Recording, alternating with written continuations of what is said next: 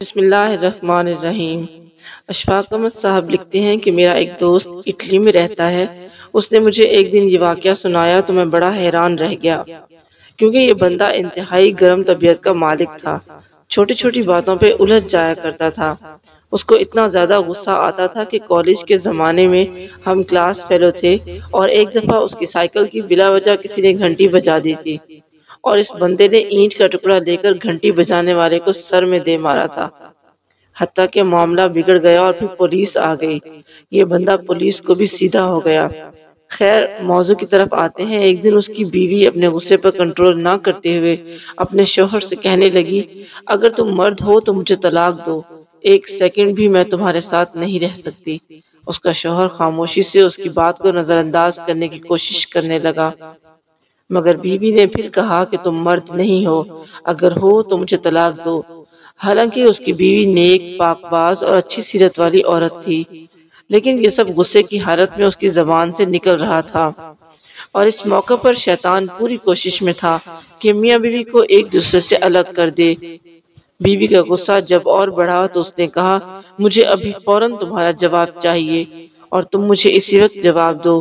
بالآخر آدمی نے مجبور ہو کر ایک کاغذ میں چند سطریں لکھ کر لفافے کے اندر رکھ دی اور اس کے ہاتھ میں پکڑاتے ہوئے کہا، جاؤ فی امان اللہ، یہ وہ دروازہ ہے جس سے تم میرے ساتھ آئی تھی۔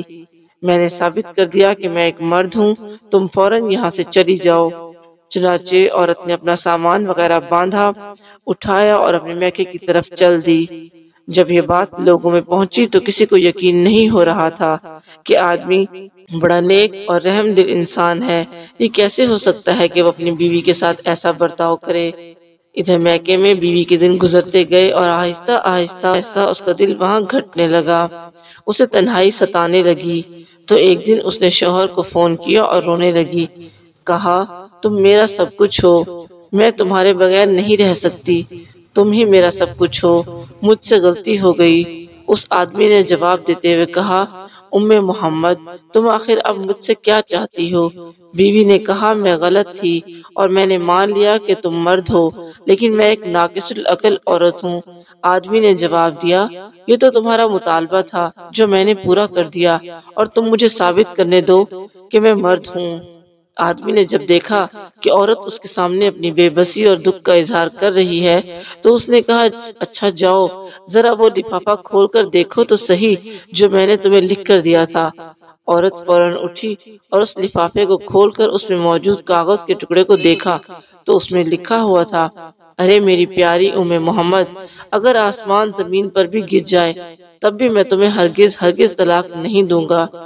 یہ تھا اصل کاغذ جو اس نے اس وقت بیوی کو دیا تھا، لیکن بیوی نے سمجھا تھا کہ اس میں طلاق طلاق طلاق لکھا ہوگا۔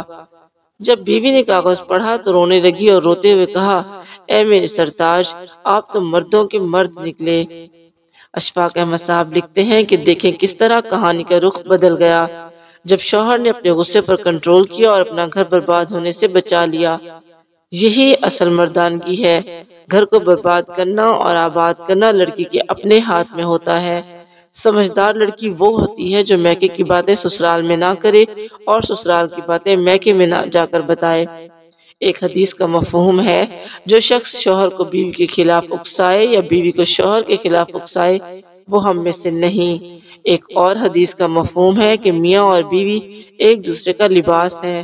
جس طرح سے لباس ہمیں چھپاتا ہے، اسی طرح سے شوہر کو چاہیے کہ بیوی کی برائیاں دوسروں سے نہ کرے اور بیوی کو چاہیے کہ شوہر کی برائیاں دوسروں سے نہ کرے۔ شیطان کو سب سے زیادہ خوشی اس بات پر ہوتی ہے جب میاں بیوی کا لڑائی جھگڑا ہوتا ہے، اور جب کوئی میاں بیوی کے درمیان صلح کرواتا ہے تو اللہ تعالیٰ اس سے بہت خوش ہوتے ہیں۔ اشفاق احمد صاحب لکھتے ہیں کہ آج ہمارا معاشرہ جس دوراہے پہ آ کر کھڑا ہے، ہر گھر کی یہی کہانی ہے۔ حالانکہ یہ گھرانے مسلمانوں کے ہیں، ان میں ایسی باتیں نہیں ہونی چاہیے کہ میاں بیوی آئے روز بچوں کے سامنے لڑائی جھگڑا کریں یا علیحدگی کی باتیں کریں۔ اشفاق احمد صاحب یہ بھی لکھتے ہیں کہ یہ میری بات پتھر پر لکیر ہے، کسی بھی معاشرے میں جب تک میاں بیوی خوشحال اور ان کے درمیان باہمی محبت نہیں ہوگی وہ معاشرہ خوشحال نہیں ہو سکتا۔ اس کی بنیادی وجہ یہ ہے کہ جب میاں بیوی کے درمیان پیار محبت نہیں ہوگا باہمی شفقت نہیں ہوگی تو ان کے گھروں میں پلنے والے بچوں پر بھی یہی اثر پڑے گا اور وہ کبھی بھی معاشرے کے اچھے شہری نہیں بن سکیں گے۔ اشفاق احمد صاحب لکھتے ہیں کہ جس شخص کو نیک بیوی مل گئی اسے اس دنیا کی سب سے بڑی نعمت مل گئی۔ وہ یہ بھی ساتھ لکھتے ہیں کہ یہ میرا قول نہیں بلکہ حضرت عمر فاروق رضی اللہ تعالیٰ عنہ جو کہ 22 مربع میل کے حکمران تھے، جن کے غضب سے کیسر و کسرا کانپتا تھا، ان کا کہنا ہے کہ دنیا ایک کھیتی ہے اور یہاں پر سب سے بڑی نعمت اللہ نے جو کسی بھی مرد کو عطا کی ہے وہ نیک پاک باز بیوی ہے۔